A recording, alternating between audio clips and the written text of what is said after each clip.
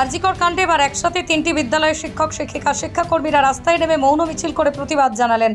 মিছিলে না থাকার কারণ শিক্ষার্থীরা বিষয়ে বলতে গেলে শিক্ষিকারা জানান সরকারি নির্দেশ রয়েছে, ছাত্রছাত্রীরা কোনোভাবে আন্দোলন করতে পারবেন না।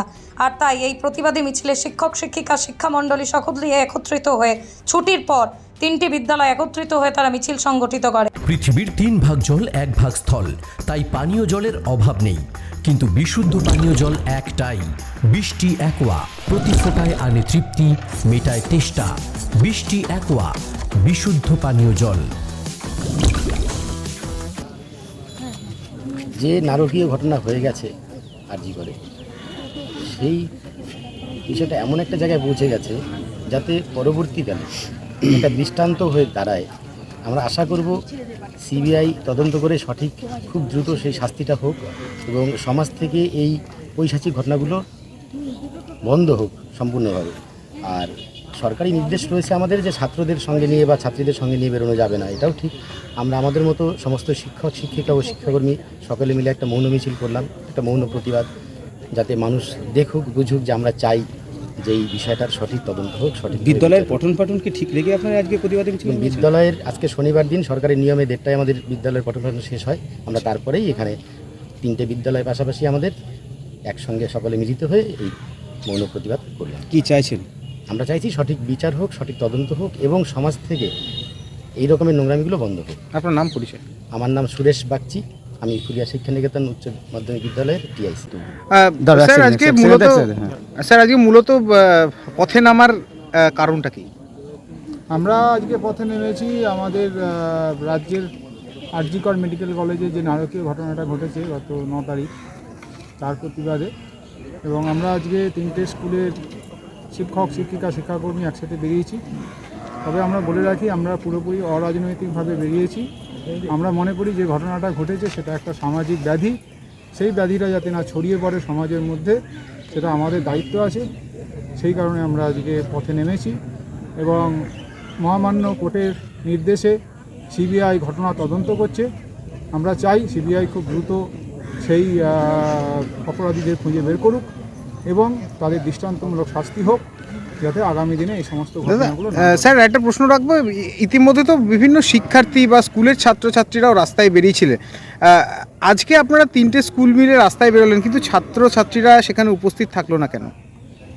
না, ছাত্রছাত্রীদের বিষয়ে আমাদের গতকাল একটা নির্দেশিকা বেরিয়েছে যে বোর্ড অফ সেকেন্ডারি এডুকেশন, সেখান থেকে আমাদের নির্দেশিকা আছে যে ছাত্রছাত্রীদের মানে তাদের কি বলবো সিকিউরিটির স্বার্থে তাদের বাইরে যাতে না বেরোনো হয়। তো আমরা সেই দিকটা মাথায় রেখেছি। সবথেকে বড় কথা, আমরা এই দুর্যোগের মধ্যে আজকে ওয়েদার, তার মধ্যে আমরা স্টুডেন্টদের নিয়ে বেরোইনি।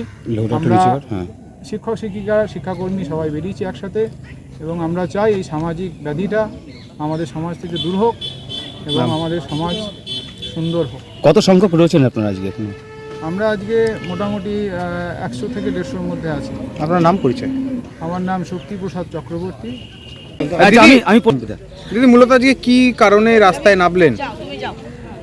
সবারই মোটামুটি জানা, আরজি করের যে ঘটনাটা ঘটেছে অত্যন্ত মানে দুঃখজনক একটা ঘটনা। সেই ঘটনা কোনোভাবেই মেনে নেওয়া যেতে পারে না এবং এই কারণেই আমরা আজকে সবাই মৌন মিছিলই করলাম। মূলত আমাদের একটু দেরি হলেও বিভিন্ন কাজে, বুঝতেই তো পারছেন, আমরা স্কুলটাও তো আমাদের মেনটেন করতে হয়, সেখানে আমরা আমাদের ডিউটি আওয়ার্স সম্পূর্ণ কমপ্লিট করেছি। আমাদের ডিউটি আওয়ার্সে আমরা কোনোরকম কোনো ঘাটতি করিনি। তারপরে ছুটির পরেই আমরা কত সংখ্যক শিক্ষক এবং শিক্ষক আমরা এখানে পাশাপাশি 3টে স্কুলই আছি। 3টে স্কুল থেকে কমপক্ষে 70-80 জন তো হবে। কোথা থেকে শুরু করেছেন আপনারা? আমরা ফুলিয়া শিক্ষা নিকেতন থেকে শুরু করে ফুলিয়া টাউনশিপ এই পঞ্চায়েতের পাশ দিয়ে পুরো এই রাস্তাটা কভার করে। কি চাইছেন আপনাদের দাবিটা কি? আমরা চাইছি যারা এই ধরনের বাজে কাজে যুক্ত ছিল বা করেছে তাদের শাস্তি হোক। এখনো পর্যন্ত সিবিআই সরকার কিন্তু সিবিআই তদন্ত করছে। আমাদের তো প্রশাসনের উপরে ভরসা আমাদের রাখতেই হবে। প্রশাসনকে ডিঙিয়ে তো আমরা কিছু করব না বা পারবও না। প্রশাসন প্রশাসনের মতো কাজ করুক, কিন্তু আমরা চাইছি ওনারা যেন সবার কথা ভাবেন, সবার কথা ভেবে যেন যারা দোষী তাদেরকে যেন অবশ্যই শাস্তি সে তো অবশ্যই সবার বাড়িতেই তো মেয়ে রয়েছে, শুধু মেয়ে বলে না, ছেলেরাও তো আজকাল কোথায় সেফ, ছেলেরাও তো সেফ না। যেসব ছেলেরা ধরুন বিপথে চলে যাচ্ছে সেটাও তো বিপজ্জনক ব্যাপার, তারাও তো আমাদেরই সন্তান, ছেলেরাও আমাদের সন্তান, মেয়েরাও আমাদের সন্তান।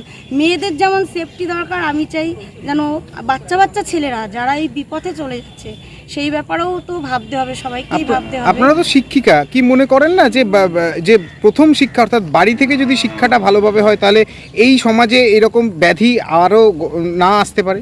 অবশ্যই বাড়ির শিক্ষাটা তো প্রথমে পাবেই, বাড়ির সাথে সাথে তো আমাদের স্কুলেও ওরা বাড়িতে যতক্ষণ হয়তো বেশি থাকে, বাড়িতে স্কুলে হয়তো টাইম কম, তবু যতটুকু টাইম ওরা থাকে আমরা তো ওদেরকে সবসময় নিজেদের সন্তানের মতো ভালোবাসি। তাদের ভালোটা মন্দটা দুটোই আমাদের দেখতে হয় এবং আমরা চেষ্টা করি ভালো মন্দ দুটোই তাদের দেখার। মন্দ হলেও আমরা সেটা ভালো করার চেষ্টা করি, আর ভালো হলে তো সেটাকে আরও ভালো জায়গায় নিয়ে যাওয়ার আমরা চেষ্টা করি। বিভিন্ন স্কুলে তো শুধু পড়াশোনা নয়, পড়াশোনা ছাড়াও ধরুন বিভিন্ন যোগাসন রয়েছে, খেলাধুলা রয়েছে।